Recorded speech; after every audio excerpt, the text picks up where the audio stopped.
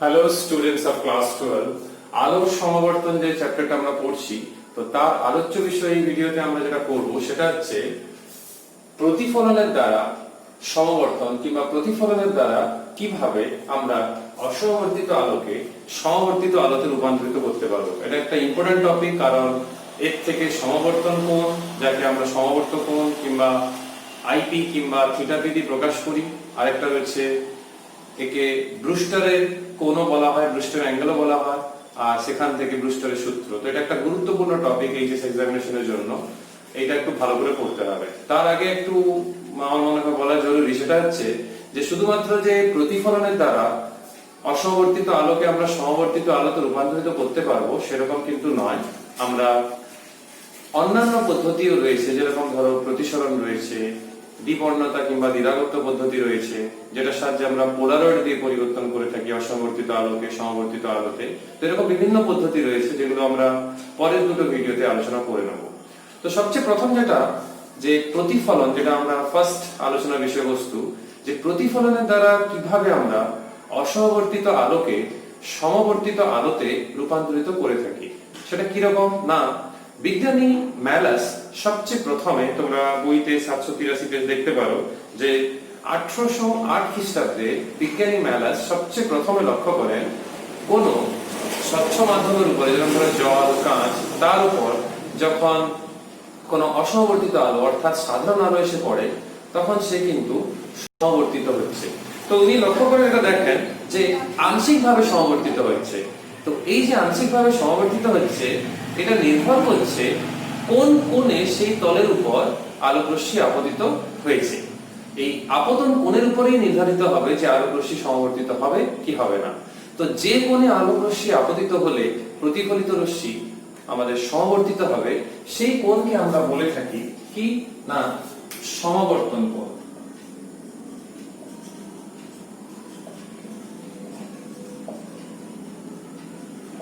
এইটাকে আমরা IP, theta P এরকম এক্সপ্রেশন দিয়ে আমরা কিন্তু প্রকাশ করে থাকি। তো পরীক্ষাতে সংজ্ঞা খুবই গুরুত্বপূর্ণ, যে সমবর্তন কোণ কাকে বলে, কিংবা অনেক সময় একে ব্রুস্টারের কোণও বলা হয়, যেহেতু ব্রুস্টারের সূত্রে এই কোণের উল্লেখ রয়েছে। তাহলে এই সমবর্তন কোণের সংজ্ঞা হচ্ছে যে কোন প্রতিফলক তলে সেই তলের উপর আপতিত রশ্মি অর্থাৎ অসমবর্তিত রশ্মি, সাধারণ আলোক রশ্মি যে কোণে আপতিত হলে প্রতিফলিত রশ্মি সমবর্তিত হয়, সেই কোণটাকে আমরা বলে থাকি সমবর্তন কোণ। তোমরা বইতে 783 পেজে দেখবে ডেফিনেশন রয়েছে, যে বিশেষ আপতন কোণের জন্য কোন নির্দিষ্ট প্রতিফলক তল থেকে প্রতিফলিত রশ্মি প্রায় সম্পূর্ণরূপে, অলমোস্ট পুরোটাই, প্রায় সম্পূর্ণরূপে সমতল সমবর্তিত হয়, সেই কোণকে সমবর্তন কোণ বলে। আমি যেটা নিজের থেকে বললাম, দেখো ল্যাঙ্গুয়েজ একটু ডিফারেন্স, কিন্তু দেখো মিনিং সেমই রয়েছে। যেটা হচ্ছে একটা নির্দিষ্ট আপতন কোণ, যে কোণে আপতিত হলে আলোক রশ্মি কিন্তু কি হয় না, সমবর্তিত হয়। কিভাবে না, প্রতিফলনের পর সমবর্তিত হয়, তার আগে কিন্তু অসমবর্তিতই থাকে। এবার মাথায় রাখবে এই আইপি, যেটা আমি বললাম সমবর্তন কোণ, যেটা তোমরা বইতেও দেখবে রয়েছে, এই আইপির মান নির্ভর করছে কার উপর না, কোন প্রতিফলকের উপর আপতিত হয়েছে, অর্থাৎ কোন মাধ্যমের উপর, আর আলোক রশ্মি তরঙ্গদৈর্ঘ্য, কারণ এটা নির্ভর করছে মিউ এর উপর, আবার মিউ নির্ভর করছে ল্যাম্বডার উপর। তাই দেখবে পরীক্ষাতে প্রশ্ন রয়েছে যে সমবর্তন কোণ কোন কোন বিষয়ের উপর নির্ভর করে। তো বইতেও রয়েছে, এটা মাথায় রাখতে হবে। এই কোণের মান প্রতিফলক তল, কেন প্রতিফলক তলের কথা বলা হচ্ছে না, সেই তার উপরেই তো এসে প্রতিফলিত হচ্ছে, তার উপর নির্ভর করছে। আর কি নির্ভর করছে, আপতিত আলোর তরঙ্গদৈর্ঘ্য, অর্থাৎ ঘুরিয়ে বলতে পারি যার উপরে সে পড়ছে, তো তার তো একটা প্রতিসরণ রয়েছে। তো সেই জন্য আমরা বলছি সেই প্রতিসরণটা নির্ভর করছে আপতিত আলোর তরঙ্গদৈর্ঘ্যের উপর। ওই জন্য আমরা বলবো আইপি নির্ভর করছে প্রতিফলক তলের উপর এবং আলোর যে বর্ণ তার তরঙ্গদৈর্ঘ্য, অর্থাৎ আলোর তরঙ্গদৈর্ঘ্যের উপর। তো এটা খুবই গুরুত্বপূর্ণ জিনিসটা মাথায় রাখবে। এবারে এরকম এক নম্বরের প্রশ্ন হতে পারে, সাপোজ কাঁচের ক্ষেত্রে সমবর্তন কোণের মান 56 ডিগ্রি রয়েছে, আর জলের ক্ষেত্রে দেখো 53 ডিগ্রি। তাহলে কাঁচের ক্ষেত্রে সমবর্তন কোণের মান 56 ডিগ্রি বলতে কি বোঝো, আর জলের ক্ষেত্রে সমবর্তন কোণের মান 53 ডিগ্রি বলতে কি বোঝো। অর্থাৎ কাঁচের উপর অসমবর্তিত আলো যদি 56 ডিগ্রি কোণে আপতিত হয়, তাহলে প্রতিফলিত রশ্মি প্রায় সম্পূর্ণটাই কি হবে, কিছুটা শোষণ হতে পারে, বেশিরভাগটাই কিন্তু সমতল সমবর্তিত রশ্মি হিসাবে আমরা পেয়ে যাব। তো এটা মাথায় রাখতে হবে। এইবার এই টোটাল জিনিসটা যেটা আমি বললাম সেটাকে আমরা ড্র করে একটু বোঝার চেষ্টা করব যে কি রকম সমবর্তিত আলো হচ্ছে, সেটা কাগজের তলে থাকছে কিংবা কাগজের তলে অভিমুখে অর্থাৎ অবিলম্বে থাকছে, আর সেখান থেকে ব্রুস্টারের সূত্র এবং ব্রুস্টারের সূত্র প্রতিষ্ঠা, এইটা হচ্ছে আমাদের এই ভিডিওর লক্ষ্য। তো এইবারে আমরা সবচেয়ে প্রথম যে কাজটা করব সেটা হচ্ছে প্রতিফলনের দ্বারা, যেটা আমি প্রথমে হেডিং দিয়েছিলাম, প্রতিফলনের দ্বারা আলোর সমবর্তন। তো সেটা বোঝানোর জন্য আমি এইটাকে প্রতিফলক তল ধরছি, আর এইটা হচ্ছে আমার আপতিত রশ্মি, অর্থাৎ এইটা হচ্ছে অসমবর্তিত আলো।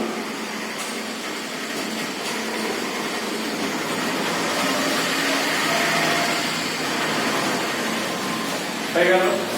এরপর স্বাভাবিকভাবে প্রতিফলিত হবে। সাপোজ এটা হচ্ছে সেই প্রতিফলিত রশ্মি, আর এইখানে আমরা তোমার স্কেল নিয়ে ড্র করে নেবে।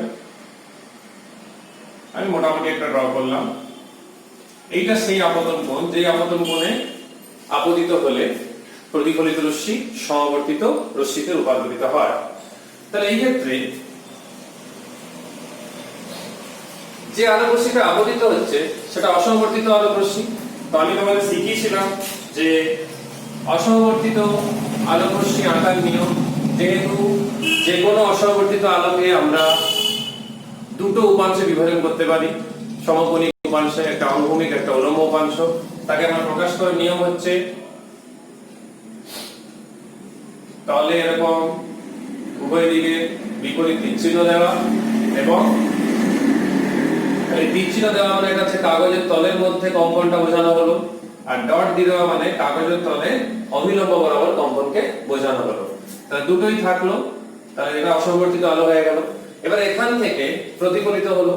এই যে প্রতিফলিত হচ্ছে, এই ক্ষেত্রে একটু ভেবে দেখো, এই ক্ষেত্রে যেটা পাবো আমরা সেইটা হচ্ছে কেমন না, সেইটা হচ্ছে সমবর্তিত আলো, অর্থাৎ এইটা হচ্ছে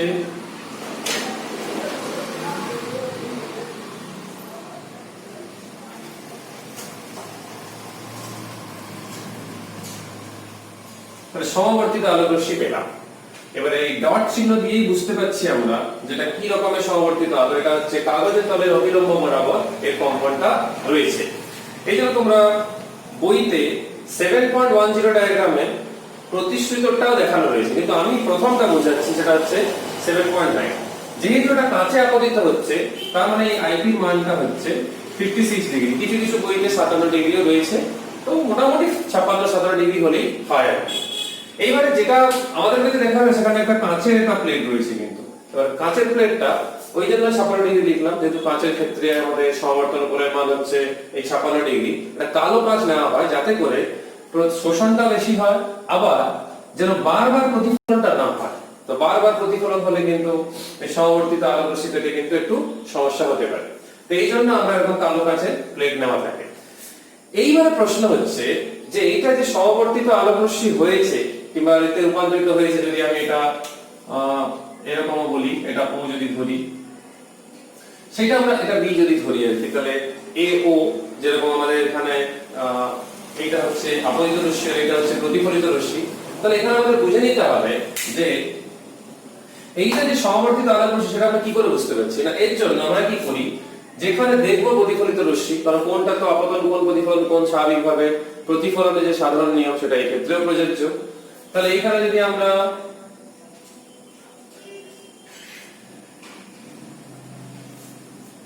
এখানে একটা টুরমালিন কেলাস নিলাম, যে এখানে বিশ্লেষণ আকারে ব্যবহৃত হচ্ছে, তো এই ক্ষেত্রে নিলাম। এইবারে এইখানে আমাদের এটা চোখের অবস্থানটা থাকলো, এইখানে থাকছে চোখের অবস্থানটা, ঠিক আছে, দেখা হবে। আর এখানে আমরা কি করব না, যে অক্ষরটা তোমাদের বইতেও দেখবে দেখানো রয়েছে, এটা তার হচ্ছে আলোক অক্ষ, যেটাকে আমরা অপটিক অ্যাক্সিস বলি, এরকম থাকছে। তো এই যে দেখা হচ্ছে, এইটা একটু উপরের দিকে আনলে ভালো হতো, যাতে করে আমরা পরিষ্কার বুঝতে পারতাম। তাহলে এটা যদি থাকে আমাদের, আমি এখানে যেটা তোমাদের বলছিলাম যে এখানে লক্ষ্য করে দেখো যে আলোক রশ্মিটা প্রতিফলিত রশ্মি সেটা সমবর্তিত কিনা সেটা আমরা কিভাবে বুঝবো? সেটা বোঝার জন্য এইখানে আমরা একটা টুলমারিনের কেলাস্টিমা ক্রিস্টাল নিয়েছি। এইখানে চোখ রেখে আমরা কি করব না, সেই টুলমারিনের যে কেলাসটা রয়েছে তাকে এইভাবে রোটেট করাবো কিংবা ঘূর্ণন করাবো। তাতে কি হবে না, যেহেতু এটা সমবর্তিত আলোক রশ্মি, তাহলে কিন্তু যে অবস্থানে উজ্জ্বলতা আমরা দেখবো ঘোরাতে ঘোরাতে একটা অবস্থানে সর্বাধিক উজ্জ্বলতা পাবো আলো, তারপরে তার থেকে 90 ডিগ্রি কিন্তু যখন ঘোরাবো অর্থাৎ আড়াআড়ি অবস্থানের মতো যখন করব, তখন কিন্তু দেখবে উজ্জ্বলতা ফার্স্ট ব্রেক শূন্য হয়ে যাবে। সেখান থেকে আবার যখন 90 ডিগ্রি অবস্থান ঘোরাবো অর্থাৎ 180 ডিগ্রি করবো, তখন পুনরায় কিন্তু প্রাথমিক উজ্জ্বলতা ফেরত পাবো। তাহলে এখান থেকে প্রমাণিত হচ্ছে আমরা সমবর্তিত আলোক রশ্মি পাচ্ছি, সেটা আবার সমতল সমবর্তিত আলোক রশ্মি। এইবার এই যে ডট ডট যেটা দেখানো রয়েছে অর্থাৎ এই যে ফুটকি চিহ্নটা দেখানো রয়েছে, সেইটা আমরা কিভাবে বুঝবো? মানে ফুটকি চিহ্ন থেকে আমরা যেটা বুঝবো সেটা হচ্ছে যে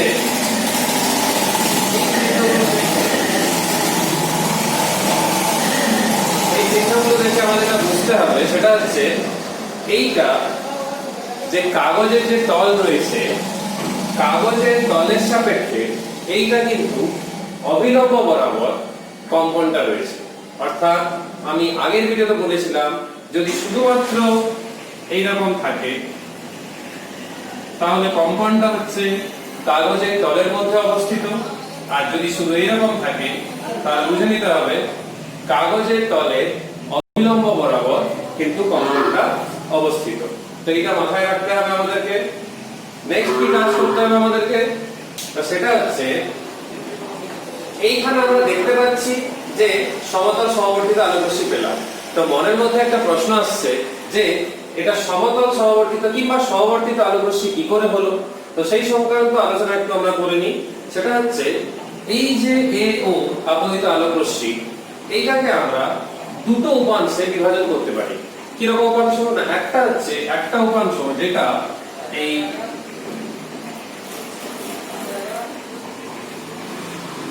কাগজের তলে যার কম্পন সীমাবদ্ধ, অর্থাৎ এইটা, ঠিক আছে। আরেকটা কি হবে না, আরেকটা হচ্ছে এই কাগজের তলে অবিলম্ব বরাবর আরেকটা কম্পন, অর্থাৎ এইরকম এইরকম। তো এরকম দুটো লম্ব উপাংশে আমরা কিন্তু বিভাজন করতে পারছি। প্রথম যেটা রয়েছে সেটা স্বাভাবিক, এইটা থাকছে কোথায় না আপতন তলে, আর এইটা কোথায় থাকছে না এইটা থাকছে প্রতিফলক তলে সমান্তরাল তলে। কাগজের তলের অবিলম্ব অর্থাৎ এই যে প্রতিফলক তল রয়েছে, যদি আমরা নাম দিই MM', এই প্রতিফলক তলে সমান্তরাল। তাহলে এইটা হচ্ছে প্রতিফলক তলে অর্থাৎ প্রতিফলক তলের সমান্তরালে বলতে চাইছি। তাহলে এই দুটো উপাংশের মধ্যে একটু ভেবে দেখো, যেটা প্রথম উপাংশ সেটা কি হবে না ভিন্ন ভিন্ন কোণে আপতনের জন্য এর মানও ভিন্ন হবে। তার মানে ভিন্ন ভিন্ন কোণে আপতিত হচ্ছে এই উপাংশটা। তাহলে উপাংশটা ভিন্ন ভিন্ন কোণে আপতন হতে হতে যখন এই 56 ডিগ্রি কোণে আপতিত হবে তখন সেটা কি হবে না সেইটা তখন এই যে কাঁচের প্লেট রয়েছে তার দ্বারা কিন্তু অনেকটাই অংশ তার কি হবে, পুরোটাই কিন্তু সেখানে শোষিত হয়ে যাবে। কিন্তু দ্বিতীয় যে উপাংশটা রয়েছে অর্থাৎ যেটা প্রতিফলক তলের সঙ্গে সমান্তরাল, সেই উপাংশটা কিন্তু কেমন থাকছে না সেই উপাংশটা কিন্তু পরিবর্তন হচ্ছে না, কারণ সেটা আপতন কোণের উপর নির্ভর করছে না। তাহলে সেই উপাংশটা যেহেতু প্রতিফলিত, শুধুমাত্র এই 2 নম্বর উপাংশটা, প্রথম উপাংশটা তাহলে প্রতিফলিত হচ্ছে না, সেটা কি হচ্ছে তাহলে না শোষিত হচ্ছে। ওই জন্য তোমরা বইতেও দেখতে পাবে পরিষ্কার লেখা রয়েছে, কারণটা জানা তোমাদের দরকার রয়েছে। প্রথম উপাংশের কম্পনগুলি প্রতিফলক তলের সঙ্গে বিভিন্ন কোণ উৎপন্ন করবে। আপতন কোণের মান সমবর্তন কোণের সমান হলে বায়ু থেকে কাঁচ ফলকে প্রতিশ্রুত হয়ে অভ্যন্তরে শোষিত হবে। যেটা আমি এখনই বললাম, বায়ু, এটা তো কাঁচ আর এটা হচ্ছে বায়ু। তাহলে বায়ু থেকে কাঁচে আপতিত হবে, সেখান থেকে কি হবে প্রতিশ্রুত হয়ে ভেতরে শোষিত হবে, তাহলে এর কোনো প্রতিফলন হলো না, তাহলে এটার কোনো প্রতিফলন হচ্ছে না। যেটা আবদ্ধ তলে যে উপাংশটা রয়েছে, শুধুমাত্র যেটা কাগজ তলের অভিলম্ব বরাবর অর্থাৎ প্রতিফলক তলে যেটা রয়েছে তারই শুধুমাত্র একমাত্র প্রতিফলন হচ্ছে, আর সেইটাই আমরা পাই লিখে। ঠিক আছে, তাহলে কি মনে রাখবে তোমরা যে এই ও থেকে বি যেটা দেখতে পাচ্ছি আমরা প্রতিফলিত রশ্মি, এইটা অ্যাকচুয়ালি হচ্ছে এই উপাংশটা, অর্থাৎ এইটা হচ্ছে কাগজ তলের সঙ্গে অভিলম্ব বরাবর। তো এটাকে আমরা কিভাবে রিপ্রেজেন্ট করি? ফুটকি দিয়ে রিপ্রেজেন্ট করি, ওই জন্য দেখো ফুটকি চিহ্ন দেওয়া আছে। তাহলে বুঝতে পেরেছো দুটো উপাংশ থেকে একটা উপাংশ কিভাবে শোষিত হয়ে বাদ চলে যাচ্ছে, আর আরেকটা শুধুমাত্র প্রতিফলিত হচ্ছে। যেটা প্রতিফলিত হচ্ছে সেটা শুধুমাত্র একটাই দিকে তার কম্পন থাকছে, সেটা হচ্ছে কেমন? কাগজ তলের অভিলম্ব বরাবর। তার মানে এটা হচ্ছে সমবর্তিত আলোক রশ্মি। তাহলে এখান থেকে আশা করি তোমরা বুঝতে পেরেছো কিভাবে প্রতিফলনের সাহায্যে আমরা সমবর্তিত আলোক রশ্মি তৈরি করতে কিংবা প্রয়োগ করতে পারবো, এই প্রতিফলন ধর্মটাকে লাগিয়ে সমবর্তিত আলোক রশ্মি প্রস্তুত করা। এরপর যেটা আমাদের সবচেয়ে ইম্পর্টেন্ট প্রশ্ন রয়েছে মানে এই ভিডিও, সেটা হচ্ছে ব্রুস্টারের সূত্র। তো দেখবে আমাদের এখানে রয়েছে এই ব্রুস্টারের সূত্র, আমরা একটু ভালো করে পড়ে নেব।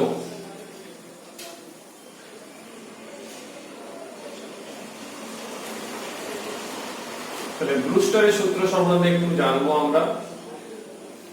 একে আমরা বলি ব্রিস্টার্স ল।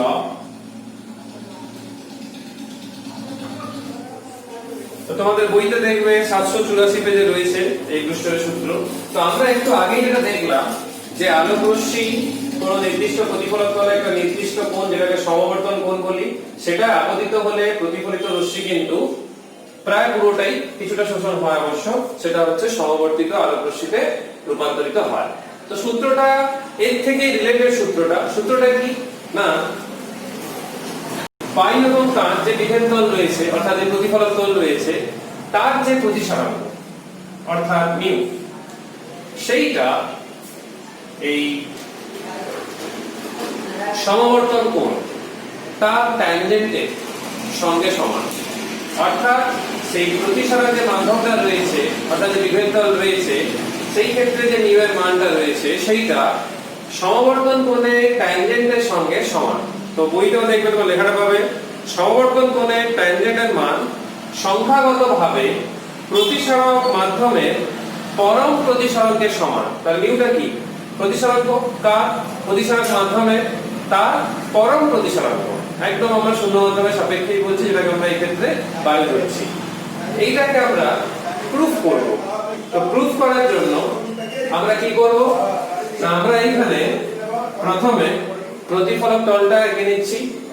এবারে এইটা হচ্ছে আপতিত রশ্মি আর এইটা হচ্ছে আমাদের প্রতিফলিত রশ্মি, ঠিক আছে। আর এই ক্ষেত্রে আমরা অবিলম্ব, আর এইটা হচ্ছে প্রতিশ্রুত রশ্মি। তাহলে এই ক্ষেত্রে দেখো এই যে আপতিত রশ্মি এটা হচ্ছে প্রতিফলিত রশ্মি, এটা প্রতিশ্রুত রশ্মি। এবার অসমবর্তিত আলো, সাপোজ এই কোণটা হচ্ছে সমবর্তন কোণ অর্থাৎ আইপি। তো স্বাভাবিকভাবে এই কোণটাও কিন্তু সেই সমবর্তন কোণই হবে, আর এইটাকে ধরলাম প্রতিসরণ কোণ। তাহলে যেটা আমরা আগের বারও করেছি, যে ডায়াগ্রামটা ছিল এখানে সেটাই থাকবে। তাহলে এইটা হচ্ছে কি অসমবর্তিত সাধারণ আলো।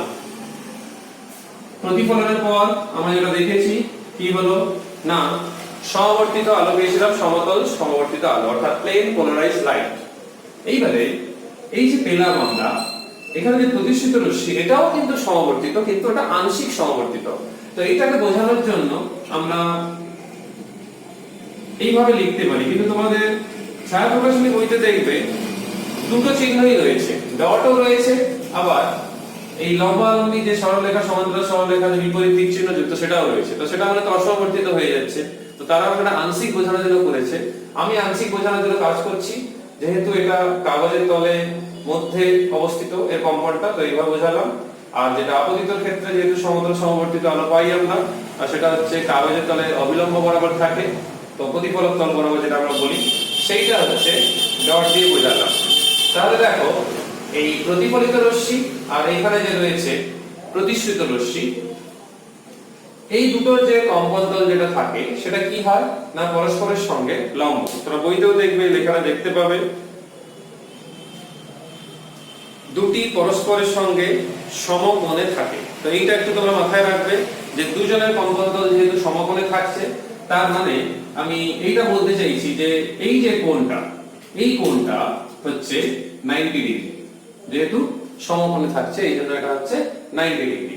তো এইবার ব্যাপার যেটা হচ্ছে, এটা যেহেতু 90 ডিগ্রি হচ্ছে, যেহেতু দুজনের কম্পন তল সমকোণে থাকে, তাহলে পুরোটা যেহেতু 180 ডিগ্রি, তাহলে আমরা এখান থেকে IP প্লাস R অর্থাৎ আপতন কোণ, যেটা আমাদের প্রতিফলন কোণ, সেটাই আপতন কোণ, এইটা হবে তাহলে 90 ডিগ্রি, কারণ 180 মাইনাস 90 মানে 90। এইবারে আমরা স্নেলের সূত্র যেটা আমরা জানি এটা হয়, তো এখানে R সমান এখান থেকে পেয়ে যাচ্ছি আমরা। তো সূত্রের প্রমাণটা একদম সহজ রয়েছে, তোমাদের কোনো অসুবিধাই হবে না। তাহলে দেখতেই পাচ্ছ এখান থেকে উপরে sin IP আর নিচে থাকছে cos IP। এখান থেকে দেখো সূত্রটা কিন্তু প্রমাণ হয়ে গেল। তাহলে মিউ সমান পাওয়া গেল tan IP।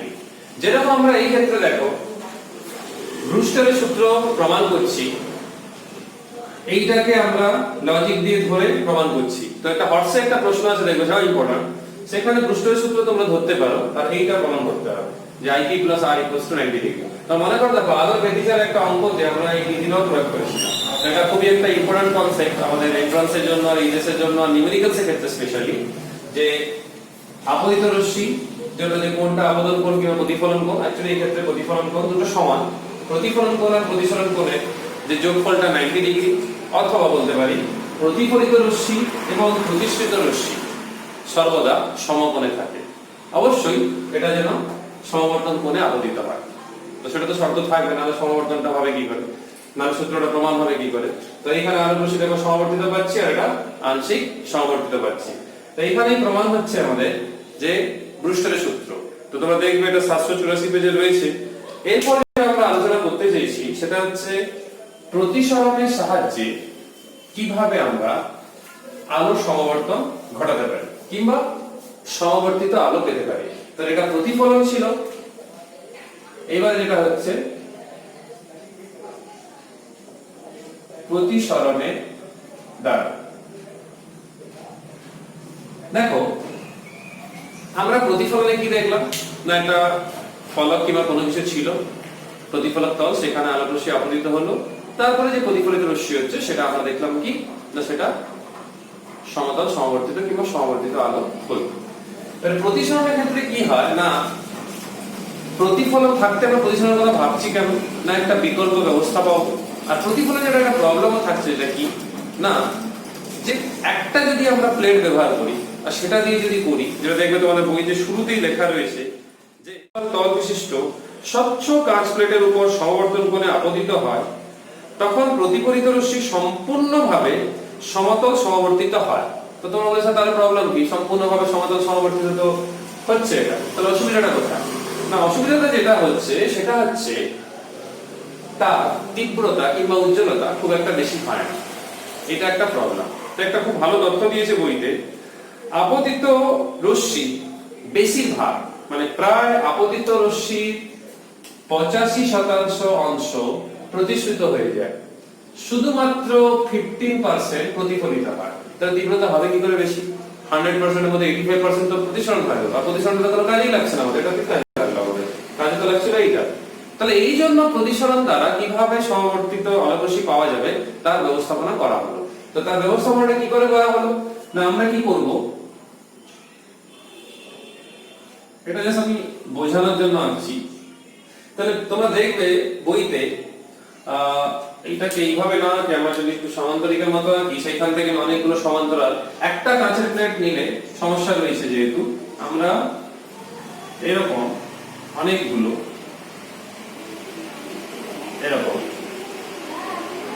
তোমরা স্কেল নিয়ে ড্র করবে,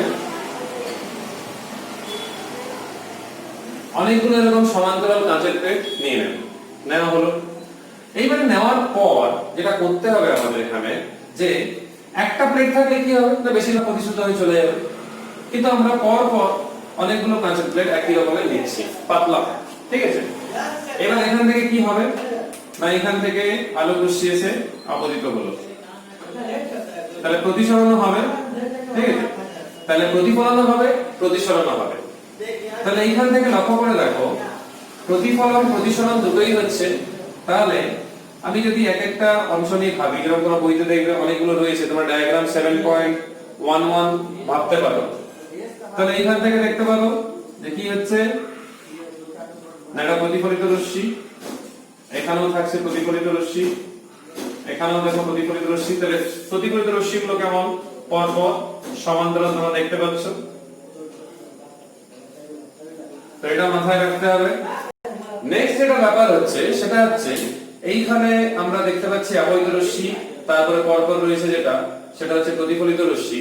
তোমরা ডায়াগ্রাম লক্ষ্য করে দেখবে যখন আপতিত হয়েছে তখন কি থাকছে না, এটা হচ্ছে অসমবর্তিত আলো, তাই দেখবে ফুটকিগুলো রয়েছে বা তার সঙ্গে সঙ্গে সমান্তরাল যে বিপরীত তীর চিহ্নযুক্ত প্রকাশ করা হয়েছে দুটো, তারপরে এটা অসমবর্তিত আলো।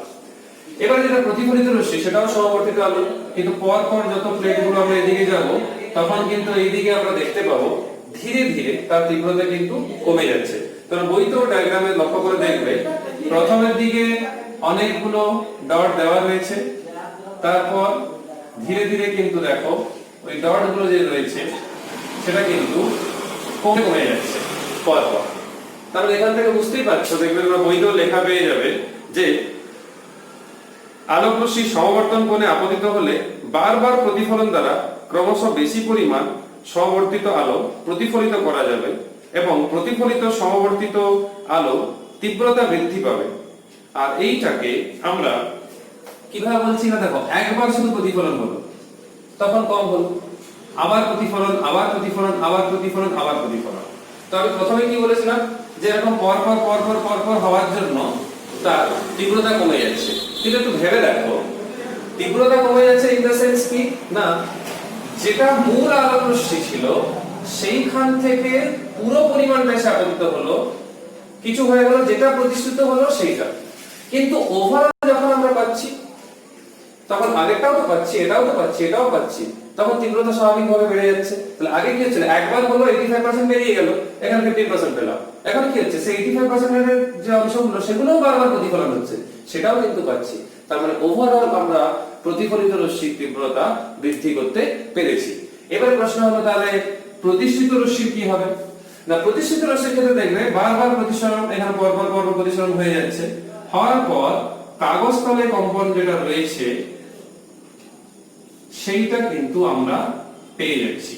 অর্থাৎ কাগজ তলে কিংবা কাগজে যেটা প্লেন অফ পেপার রয়েছে সেই বরাবর যে কম্পনটা রয়েছে, অর্থাৎ এই কম্পনের কথা আমি বলছি, কাগজের তলে যেটা সীমাবদ্ধ সেটা থাকছে, আর এই ডটের যেটা দেখতে পাচ্ছি এটা হচ্ছে কি কাগজের তলের সঙ্গে অবিলম্ব বরাবর যে কম্পন এটা সেইটা। তাহলে দুটোই থাকছে কিন্তু দুটো পরস্পর থেকে আলাদা হয়ে যাচ্ছে। তার মানে এটাও সমবর্তিত আলো, এইটাও সমবর্তিত আলো, কিন্তু এইটা হচ্ছে অসমবর্তিত আলো। তাহলে অসমবর্তিত আলো থেকে আমরা এই যে দুটো অংশ কম্পন দু রকমের যেটা ছিল, একটা প্লেন অফ পেপারে যেটা এখানে রয়েছে, একটা হচ্ছে প্লেন অফ পেপারে পারপেন্ডিকুলার অর্থাৎ অবিলম্ব বরাবর, সেটা এইটা, তো দুটো আলাদা হয়ে গেল, আমরা সমতল সমবর্তিত আলো কিন্তু পেয়ে গেলাম। এইটাই দেখো তোমাদের বইতে ডায়াগ্রাম করা রয়েছে যে তাহলে প্রতিসরণ দ্বারা আমরা এখান থেকে সমবর্তিত আলো পেয়ে গেলাম, প্রতিফলনটাও পেলাম, তাহলে একই সঙ্গে প্রতিফলন প্রতিসরণ দুটোই পাচ্ছি। এই ক্ষেত্রেও পাচ্ছিলাম, কিন্তু এখানে কি হচ্ছিল না, আমরা হয়তো একটা তল দিয়ে প্রতিফলন করছি, তখন কিন্তু তীব্রতা কম হচ্ছে, কিন্তু এখানে অনেকগুলো পর পর কাঁচের প্লেট দিয়ে করার জন্য তীব্রতা আমরা যথেষ্ট বৃদ্ধি করতে পেরেছি। তো বইতেও দেখবে এই জিনিসটা তোমাদের দেখানো রয়েছে। এটা খুব ইম্পর্টেন্ট হয়তো নয়, কারণ এইচএসে একবারও সেরকম আসেনি এই প্রতিসরণটা স্পেশালি, তবুও তোমরা দেখতে পারো। আর শেষে গিয়ে এটা কিন্তু আলাদা হয়েছে, পুরো প্রথমে কিন্তু আলাদা হয়নি, এরকম পর পর প্লেটগুলো কিন্তু বসাতে হবে, যাতে করে আবার কি যে বসানো হবে পরস্পরের সাথে যেন সমান্তরাল থাকে, যাতে করে দুটো উপাংশ সহজেই কিন্তু বিভাজিত হতে পারে। আবার যে কোণে আপতিত হবে সেটাও মাথায় রাখতে হবে। এইখানে তোমরা যদি অবিলম্ব এরকম ড্র করে নাও তাহলে বুঝতেই পারছো এইগুলি হচ্ছে সেই আপতন কোণ, কারণ আপতন কোণ প্রতিফলন কোণ সমান হবে। তো এটা দেখবে বইতে লেখাই রয়েছে আইপি, তাহলে মাথায় রাখতে হবে এইভাবে আলোটাকে ফেলতে হবে এই সমান্তরাল কাঁচের প্লেটের গায়ে, সেই কোণটা যেন সমবর্তন কোণে সমান হয়, অর্থাৎ এই কোণের সমান হয়, না হলে কিন্তু কোনো লাভ নেই, না হলে কিন্তু প্রতিফলিত রশ্মি কিংবা প্রতিসরিত রশ্মি কোনটাই কিন্তু সমবর্তিত হবে না। আর পরপর কাঁচের প্লেট রাখার জন্য প্রতিফলিত রশ্মির তীব্রতা কিন্তু আমরা বাড়াতে পেরেছি, সিঙ্গেল ওয়াইজ না হলেও ওভারঅল কিন্তু বাড়াতে পেরেছি। এটা মাথায় রাখবে। এই ভিডিওতে এই অবধি। আমরা নেক্সট ভিডিওতে আরেকটা নতুন টপিক রয়েছে, সেটা হচ্ছে দ্বিপ্রতিসরণ আলো, সেটা নিয়ে আলোচনা করব। সবাই সুস্থ থেকো, ভালো থেকো। নেক্সট ভিডিওতে দেখা হবে। Till then, by.